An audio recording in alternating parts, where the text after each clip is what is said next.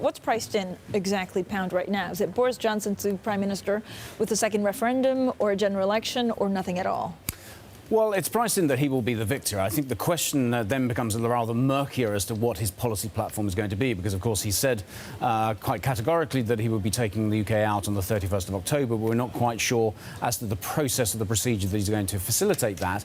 And I think we are starting to see some debate internally or in the market about the risks of fresh elections being held and the potential negative connotations that that might imply for sterling. So I think still, if we do see sterling rallies, it's more of an opportunity to sell those rallies. So particularly if, for example, Rory Stewart unexpectedly gets through the vote today, sterling may well get a little bit of a lift, but I suspect that investors will be selling into that because, of course, Boris is still the overwhelming favourite of the Conservative members. OK, and a lot of people saying that actually he could be quite nimble with policies, maybe reversing some of the things that he's previously said. Stephanie, what do we know so far about actually where he takes this? I mean, there's a new Prime Minister that we'll know in a couple of weeks, and that Prime Minister then, you know, sets the course for Brexit, but still 4 or 5 options open. Yeah, except, well, although depending on if you talk to anyone in Brussels, there's actually very few options open because they're not open to renegotiating in any fundamental way the Brexit deal, and that clock will be ticking away. So, yes, you could revoke Article 50.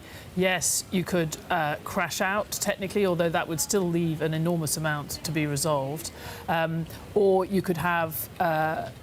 or you manage to get in some way Theresa May's deal passed and you go in a smoother way. But there aren't a great deal many options. And although Boris Johnson has a reputation for flexibility, he has so nailed his colours to the mast on this. Yeah. I think even he would struggle to be quite as flexible as he's been in the past. Not least because he feels that reneging on this perceived Brexit promise to the voters would actually destroy the Conservative Party. And one thing he seems to care about almost as much as his own fortunes is the fortunes of the Conservative Party.